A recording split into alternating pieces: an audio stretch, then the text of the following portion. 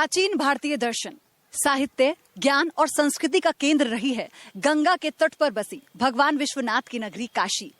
और इसी काशी में एक ज्ञान का केंद्र है काशी विश्वविद्यालय। वो विद्यालय जो पंडित मदन मोहन मालवीय का एक साकार सपना है।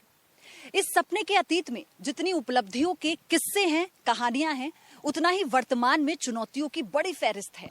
फहरिस्त उनके लिए जो आधी आबादी है और जो आज तक अपने पूरे अधिकार के लिए जंग लड़ रही हैं।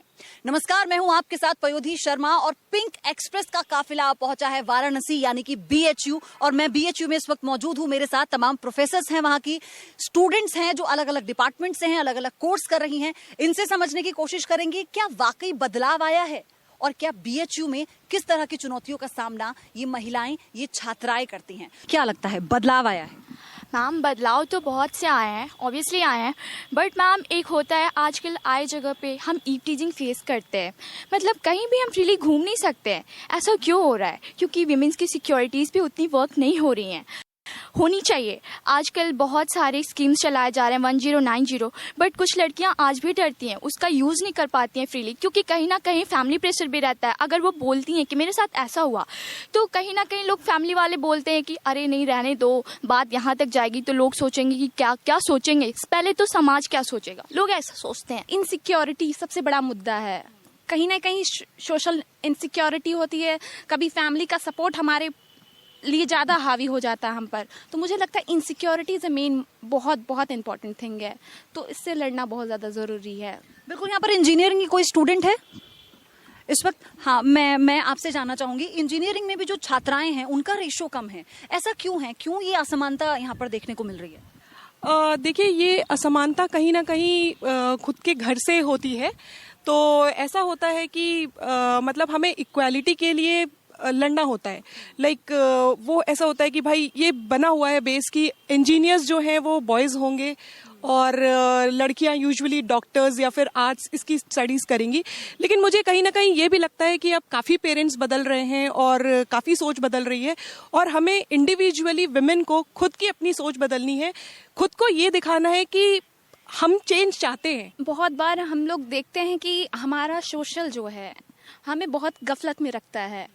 मतलब अगर लड़की 21 क्रॉस हुई तो हमारे पर एक प्रेशर बनने लगता है कि शादी करनी है। तो हम लोग क्या करते हैं, बिल्कुल डिस्ट्रैक्ट हो जाते हैं कि हम पढ़ाई पे फोकस करें या फिर हम अपने मैरिज लाइफ को आगे देखें। तो ये सबसे बड़ा मुद्दा है। इस बीच जो लूप होल है, इसको बहुत समझने की जरूरत है।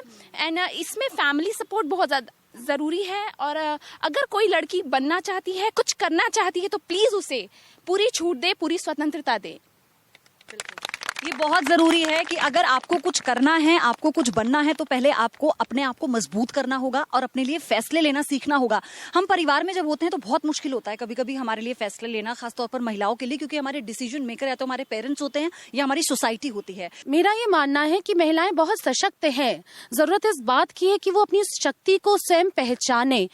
एक बार महिला का एक ना बहुत बड़ा स्टेटमेंट है। हमने कहा नो इज अ स्टेटमेंट, है ना? तो ये लेकिन ना कहने की हिम्मत आपको अपने अंदर से लानी होगी। ये हिम्मत ना आपको आपके परिवार दे सकता है, ना आपके माँ। लेकिन आपको नहीं लगता कभी कभी परिवार हम पर इतना हावी होता है? क्योंकि बहुत सारे स्टूडेंट्स यहाँ पर बैठी हैं, वो इस बात को भी एग्री करेंगी, क्योंकि कितनी स्टूडेंट यहाँ पर ऐसी हैं जो शायद अपने परिवार के फैसले से यहाँ पर आई होंगी।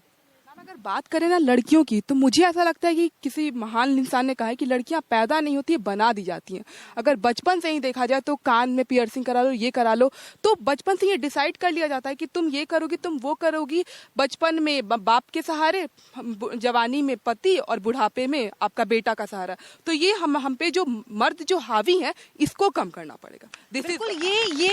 ये एक ऐसी मानसिकता है जिससे आज भी हमारा समाज इसकी जंजीरों में जकड़ा हुआ है कि लगता है कि जब बचपन में पले बड़े हमारे फैसले पिता ने लिए, उसके बाद पति फैसले लेगा और उसके बाद अगर बेटा हुआ तो वो फैसले लेगा या बच्चे फैसला लेंगे।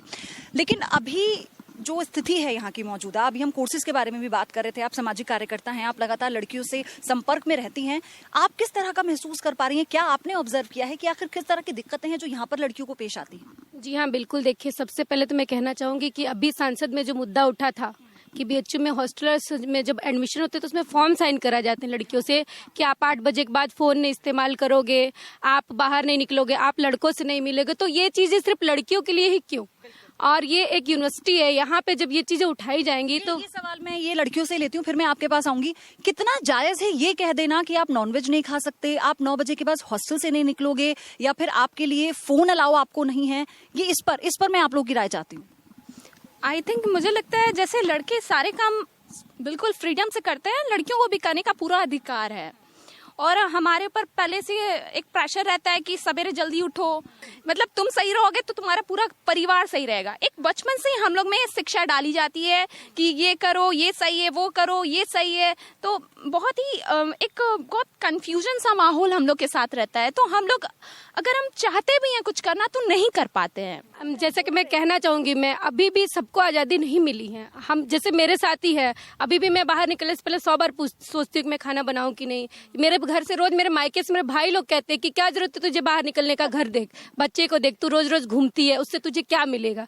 तो मैं अपने आप को माइंड मेकअप करती, मैं कहती नहीं भैया मुझे निकलना है। बिल्कुल, हम बात करते हैं कि हम बाहर कितने सुरक्षित हैं, हम शहरों पे, नुक्कड़ों में, गली में कितने सुरक्षित हैं, लेकिन क्या हम उतनी सुरक्षित मानसिकता में रहते हैं? ये क्योंकि ये घर से ही शुरू हो जाता है, जैसा कि हम बात भी कर रहे हैं। मैम अक्सर ऐसा देखा गया है, अभी मैम ने बोला कि यहाँ पे सारे लोग आए हैं तो फैमिली से छूट है। नहीं, कुछ लोग जो हैं यहाँ पे शायद उन्होंने फैमिली से नहीं बताई होगी कि मैं यहाँ जा रही हूँ, ठीक है। आजकल लड़कियाँ जाती तो हैं बाहर, लेकिन हम लोग का एक टाइम होता है ना, बाउंडेशन होता है कि मुझे 6 बजे के बाद घर से बाहर नहीं निकलना है, मुझे घर में होना है। जॉब के लिए छूट है, बट फिर भी जॉब उतने ही टाइम तक करना है, उसका एक लिमिटेशन होना चाहिए। क्यों हम सारी चीजें हम ही लोगों पे लागू। मैं आपसे एक और बात यहाँ पर जानना चाहूंगी। आर्ट्स में जो मैंने अभी यहाँ पर जो रेशो देखा, वो आर्ट्स में सबसे ज्यादा लड़कियों का था इन कंपैरिजन इंजीनियरिंग में, सीए में, या फिर किसी और चीज में। तो इसे आप किस तरह से देखती हैं? क्या ये मानसिकता का ही असर है? बिकॉज मैम आर्ट के लिए इसलिए कहा जाता है कि ज्यादातर घर से प्रेशर होता है ना, कि यार पैसे नहीं हो पाएंगे, अफोर्ड नहीं कर सकता, मैं इंजीनियरिंग नहीं पढ़ा सकता, फैमिली से बहुत ज्यादा बर्डन होता है ना, इसकी वजह से आर्ट करना पड़ता है। यार किसी भी सरकारी स्कूल में ले लो एडमिशन और पढ़ाई कर लो, तो और खासकर शादी होने के बाद तो और वहाँ से प्रेशर होता है। तो ज्यादातर प्रेशर की वजह से लड़कियां हर जगह से दब जाती हैं। सबसे बड़ी चीज यही है कि प्रेशर में आप कितने अपने फैसले ले सकते हैं, आपको कितना अधिकार है अपने फैसले लेने का। हाँ मैम, एक बहुत बारीक चीज़ मैं बताना चाहूँगी कि कभी कभी ऐसा होता है कि आप जो कोर्स करना चाहते हैं उसकी इजाज़त हमें घर से मिल भी जाती है कि ठीक है। जैसे कि मैं जर्नलिज्म का कोर्स करना चाह रही थी, तो ठीक है, उन्होंने थोड़ी सी जद्दोजहद झेलनी पड़ी, लेकिन फाइनली वो मान गए, ठीक है। लेकिन मैम इसके साथ भी जैसे एक पतंग का एक कंट्रोलर होता है, वैसा ही एक कंट्रोलर हमारे घर में बैठा होता है कि अगर इस दौरान अगर आप कोर्स कर रहे हैं, इसके बीच में भी अगर आपके घर से अगर अच्छा रिश्ता आया है तो वो उसको जाने नहीं देना चाहते हैं, बोलते हैं कि बेटा अभी शादी कर लो, बाद में जो करना होगा कर लेना। लेकिन फिर बाद में उस परिवार से जुड़ने के बाद वो ये कंडीशन रखते हैं, नहीं लड़की जॉब छोड़ेगी उसके बाद ही हम शादी करेंगे, आप इस फैसले से आपको सहमति है तभी हम शादी करेंगे। मतलब कहीं ना कहीं आपको किसी तरह आपने पहले पढ़ाई की, यानी ग्रेजुएशन करने के लिए आपने पहले एक जंग लड़ी, जंग लड़ने के बाद फिर आपकी शादी हुई, तो उसमें भी आपको जंग लड़नी पड़ी कि पहले जॉब छोड़ो, नौकरी छोड़ो, उसके बाद ही शादी होगी। जितने भी इकोनॉमिक डेवलपमेंट, पॉलिटिकल डेवलपमेंट के बाद भी लोगों की साइकोलॉजिकल डेवलपमेंट नहीं हो पा रही है। वुमेन्स के बारे में ऐसी थिंकिंग रखी जाती है कि 7 बजे के बाद उन्हें बाहर नहीं रखना चाहिए। फिर थिंकिंग रखी जाती है कि ऐसे ड्रेसेस पहन के बाहर मत निकलो कि कोई तुम्हें दोबारा घूर के देखे या फिर ये कर। फैमिली में बहुत बाउंडेशन होती है। जैसे और कैंपस में मैम, कैंपस में खुद ही मुझे इंजीनियरिंग करनी थी, I wanted to go Vellore VIT, but ऐसी बात है आगे कि आप बाहर इतने दूर जाओगे, किसके बेसिस पे आपको छोड़ा जाए, उतनी प्रोडक्शन, तो उसकी वजह से यहाँ पे BHU में हमें कोर्सेज चेंज करने पड़े। बिल्कुल, मैं सबके पास आऊंगी, मैं आपसे भी ड्रेसेस की बात करूँ तो यहाँ पे बहुत ज़्यादा कुछ मीन्स कि यहाँ पे इतने बच्चे, इतना दूर दूर से बच्चे आके पढ़ते हैं, वो सब कमेंट नहीं करते। जितना कुछ प्रोफेसर ऐसे हैं जो मुझे ताना मारते, मैं इसलिए ताना मारते क्योंकि मैं हाफ पैंट पहनती हूँ। हाफ पैंट पहना ये मेरा लाइफ है, मैं जैसे पहनूँ ये मेरा मर्जी होता है, मेरे पास अपना फ्रीडम है। पर मैम इसलिए बोलती है कि ये लड़की हाफ पैंट पहनती है और लड़कों से घूमती है। वो मेरे जस्ट फ्रेंड्स है, घूम भी नहीं सकते। अगर हाफ पैंट पहने तो प्रॉब्लम, ना पहनूँ तो प्रॉब्लम। अगर लड़कों के साथ कहीं पे अभी मान जरूरत पड़ती है तो मैं फ्रेंड्स के साथ चली जाती हूँ, तो भी प्रॉब्लम होते हैं। तो क्या कपड़ों से लड़कियों का कैरेक्टर डिसाइड होगा? ये अपने आप में हमेशा से बड़ा सवाल बना रहा है। मैम एक्चुअली कपड़ों से नहीं, अगर हम बात करें छोटे बच्चियों के साथ बदतमीजी होती तो क्या हम उनके कपड़ों पे जज करेंगे? लेकिन मैम हम लोग आज क्या है कि हम लोग सूट पहन लो, तुम जीन्स क्यों पहन रही हो, तुम टॉप क्यों पहन रही हो, तुम स्टोल ले लो, तुम वो कर लो, तुम ये कर लो, हम लोग साथ बाउंडेशन क्यों? लेकिन बाउंडेशन देखा जाए तो एक 5 साल की बच्ची के साथ ही बदतमीजी होती है, उसकी क्या गलती, उसकी क्या मेंटालिटी थी? मैं उस बच्ची की आंसर देना चाहती हूँ जिन्होंने बोला कि हमें कपड़ों पहनने पे कॉलेज जाते तो बोला जाता है ऐसे पहनो। मैं 20 साल पहले मैंने ग्रेजुएशन में जब मैं आई थी, ग्रेजुएशन कॉलेज में मैंने एडमिशन लिया था और मैं काशी विद्यापीठ से ग्रेजुएट हूँ। जो बनारस के हैं वो जानते हैं कि काशी विद्यापीठ बहुत ही कंजर्वेटिव माहौल है वहाँ का, और जिस समय आज से 20 साल पहले वहाँ ये माहौल होता था कि कहा जाता था कि महिलाएं सिंदूर इंगूर लगा के और घूंघट पहन के ही आती हैं। लड़कियां तो बिल्कुल वहाँ एडमिशन डर के मारे नहीं लेती थी, क्योंकि वहाँ का माहौल कहा जाता था कि बहुत ज्यादा मेल डोमिनेंट है और औरतें तो डरती हैं, मतलब इतना टेरर था वहाँ पर। तो मैं और मेरी 2-3 फ्रेंड्स ने वहाँ पे फाइन आर्ट्स में एडमिशन लिया, और चूंकि हम लोग कॉन्वेंट स्कूल से पढ़कर आए थे तो हम स्कर्ट्स पहन के जीन्स पहन के जाते थे। हमारी ही सीनियर लड़कियों ने हमें एक दिन बुलाया और बोला ऐसा है कि यहाँ पे ये सब नहीं पहन करके आया करो और नहीं तो तुम्हें प्रॉब्लम हो जाएगी। हमने उनको पलट के जवाब दिया ठीक है, हम कल से सूट पहन कर आएंगे, साड़ी भी पहन कर आएंगे, घूंघट भी काट कर आएंगे, गारंटी आप लेंगी कि कोई प्रॉब्लम नहीं होगी। वो आखिरी दिन था कि हमें किसी ने टोका। मैंने 6 साल उसी माहौल में पढ़ाई की। हमारा देखे हमारी भी नेक्स्ट बैच की लड़कियों ने जीन्स पहना, स्कर्ट्स पहने, और मुझे 6 साल में एक भी ऐसा इंसिडेंट। लेकिन इस तरह की चुनौतियां होती हैं जिनका सामना करना पड़ता है, खुद करना पड़ता है। ये मदद करने के लिए आपका समाज, आपकी फैमिली वाले नहीं आएंगे। अगर आप पढ़ने के लिए आपने इतनी हिम्मत दिखाई, तो मैं यही लड़कियों से कहना। ठीक है, बिल्कुल। मैं ये यहाँ पर स्टूडेंट से भी जानना चाहूंगी, क्योंकि अब जैसा कि इन्होंने कहा इनके समय में और आपके समय में बहुत अंतर है ना, बहुत ज्यादा जनरेशन गैप भी होता है। तो जिस बदलाव की अगर कैंपस की ही हम बात करें तो उस बदलाव को महसूस कर पा रही हैं आप लोग? मैं हॉस्टल में रहती हूँ। यहाँ का एक नियम है कि लड़कियाँ 6 बजे के बाद बाहर नहीं निकलेंगी। ठीक है, अगर कोई विकट परिस्थिति भी आ गई, मेरे भैया आए हैं, मेरी बहन प्रेग्नेंट थी और हॉस्पिटल में एडमिट थी, मैंने उनको कहा कि मुझे जाना ज़रूरी है, तो वो लोग अपने नियम का धौंस दिखा रहे हैं और बोल रहे हैं कि आप नहीं जा सकती। मतलब कोई मर भी जाए, लेकिन ये लोग अपना नियम बना के रखेंगे कि आप नहीं जा सकती, मतलब नहीं जा सकती। और आपने इस बारे में बात की हाईकमान से? मैंने मैम से बात किया तो उन्होंने कोई एक्शन नहीं है। उन्होंने बोला कि ये नियम है और इस नियम के तहत हम आपको बाहर नहीं जाने दे सकते। अगर आपको बाहर जाना है तो आप 6:30 बजे से पहले चले जाइए, उसके बाद हमारी। क्या लड़कों के लिए भी वही नियम है? ये एकदम नियम नहीं है। वो लोग तो जब चाहे आ सकते हैं, जब चाहे जा सकते हैं। यहाँ पर लड़कों को कोई पाबंदी नहीं लगाई जाती उनके ऊपर कि उन्हें हॉस्टल से कितने समय पर बाहर निकलना है और कितने वक्त रहते हैं उन्हें वापस लौटना है, लेकिन 6 बजे के बाद लड़कियां बाहर नहीं जा सकती। और हम बात करते हैं बराबरी की। मैम, इस बात पे मैं कहना चाहूँगी कि माँ बाप के लिए लड़कियाँ इज्जत होती है उनकी, और ससुराल के लिए उनका गुरूर होती है। अगर वो किसी गलत रास्ते पे चली जाती है तो पूरा समाज उस लड़की को ही बुरा बोलता है, लेकिन उसके साथ जिसने जो किया उसे बुरा नहीं बोला जाता है। ऐसा क्यों है कि माँ बाप के लिए अगर लड़कियां इज्जत होती हैं और ससुराल के लिए अगर वो एक रौब होती हैं, तो उनके साथ अगर बुरा होता है तो उनके लिए लड़ा क्यों नहीं जाता? अगर वो अपने लिए लड़ती हैं तो उनको क्यों दबाया जाता है? बिल्कुल, बात ये होती है कि अपने लिए आप कदम क्यों नहीं उठा रहे हो, और अब उठाते हैं तो उन्हें भी दबा दिया जाता है। सबसे ज्यादा प्रॉब्लम तब होता है जब लाइफ हमारा होता है और चॉइस होता है। लोग कहते हैं कि लड़कियां शॉर्ट कपड़े पहनती है तो उनका रेप होता है। मैं दावे के साथ कह सकती हूँ कि जो लड़कियां सूट पहनती उनके साथ भी गलत होता है। और लोग कहते हैं कि लड़कियां तेज हैं, ये है। मुझे प्राउड है कि मैं तेज हूँ, क्योंकि लोग अगर मैं घर के बाहर निकलती हूँ, मेरे साथ कुछ बुरा होता है तो मुझ में ये है कॉन्फिडेंस कि मैं अपनी सेल्फ रिस्पेक्ट को बचा सकती हूँ और डंके के चोट पे बचा सकती हूँ। ठीक है। और लड़कियों के ऊपर तभी कोई हावी होता है जब लड़कियां उसको हावी होने देती है। अगर लड़कियां उसको हावी नहीं होने देती तो एज अ लड़कियां रॉन्ग है। क्यों रॉन्ग है? किस बेस पे रॉन्ग है? इसलिए रॉन्ग है क्योंकि अपने लाइफ को जीना चाहती हैं। माँ बाप सिखाते हैं बेटा ससुराल जाना तो परिवार की रक्षा करना, लेकिन कभी कोई ये नहीं कहता कि बेटा तुम अपनी लाइफ को जीना।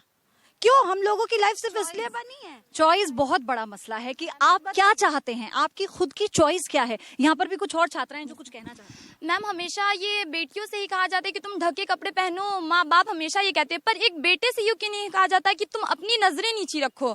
हमेशा एक बेटियों से कहा जाता है, सिर्फ लड़कियों को ये कहा जाता है कि तुम अपने ढके कपड़े पर। लड़कों को भी ये कहना चाहिए कि तुम बेटा किसी की लड़की पे गलत नजर मत डालो, उसे भी अपने बहन की तरह ट्रीट करो। बिल्कुल, और ये हर जगह है। ये ऐसा नहीं है कि हम सिर्फ एक जगह की बात कर लें, ये कैंपस में भी है, ये घर पर भी है, ये सड़कों पर भी है और ये बाहर भी है। अच्छा, एक और प्रॉब्लम है कि वो दूसरे की बहन को देखेंगी लेकिन वो नहीं चाहते कि उनकी बहन को हाँ, वो ऐसे जैसे बात होती है ना कि अपनी जो गर्लफ्रेंड होनी चाहिए वो बहुत स्मार्ट हो, जीन्स पहनने वाली हो, लेकिन जब शादी करनी हो तो ये होता है ना कि लड़कियों को भाई की गर्लफ्रेंड बहुत अच्छी लगती है लेकिन भाई को लड़की का बॉयफ्रेंड बिल्कुल नहीं अच्छा लगता। बिल्कुल भाई, ये जो बात है ना, ये हर घर की कहानी है, ऐसा लगता है ना। माँ बाप को कहीं ना कहीं ये मेंटालिटी होती है कि दहेज भी दे, पढ़ाई भी, तो ठीक है ना, पहले तो सोसाइटी चेंज कर, दहेज लेना बंद करो यार, तब तो हम पढ़ाई स्टार्ट करेंगे।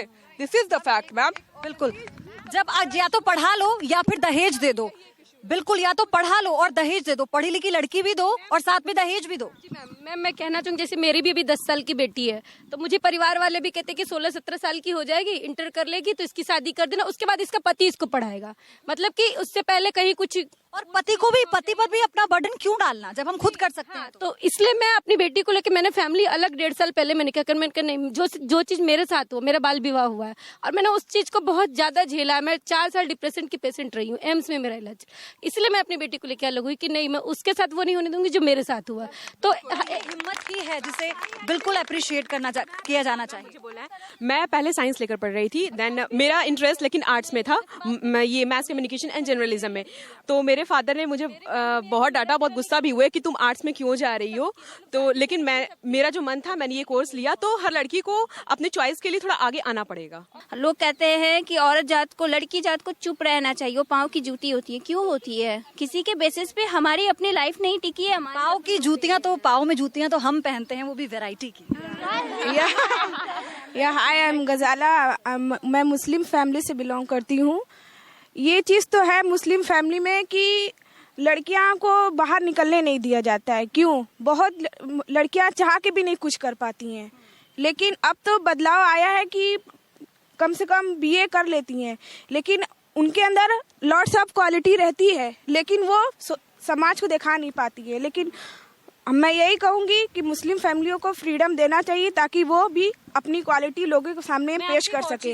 जाने किस बात की मुझको वो सजा देता है, जाने किस बात की मुझको वो सजा देता है, मेरी हंसती हुई आँखों को रुला देता है। जोरदार तालियां हो जाए। गाना फिल्म का है, सबने सुना होगा, लेकिन जब अंदर का दर्द निकल कर आता है तो किस तरह से बयां होता है। मैं भी मुस्लिम हूँ, पर ऐसा नहीं है कि मुस्लिम फैमिलीज में बाउंडेशन रहती है। पहले ऐसा था कि बहुत ज्यादा बाउंडेशन थी, पर अब बहुत ज्यादा बदलाव आया। और हिजाब, जो बहुत लोग इस चीज को एक मुद्दा बनाते हैं, हिजाब एक बहुत अच्छी चीज है। महिलाएं हिजाब पहनकर भी बहुत सारे फील्ड में आगे जा रही हैं, टीचर्स बन रही हैं, पुलिस ऑफिसर बन रही हैं। तो ये हिजाब बुरा नहीं है हम लोगों के लिए, बल्कि हम लोगों की सेफ्टी के लिए एक बेहतरीन चीज है। और बेटियों की जहाँ तक बात है, तो मैं बेटियों के लिए एक गाना गाना चाहूंगी।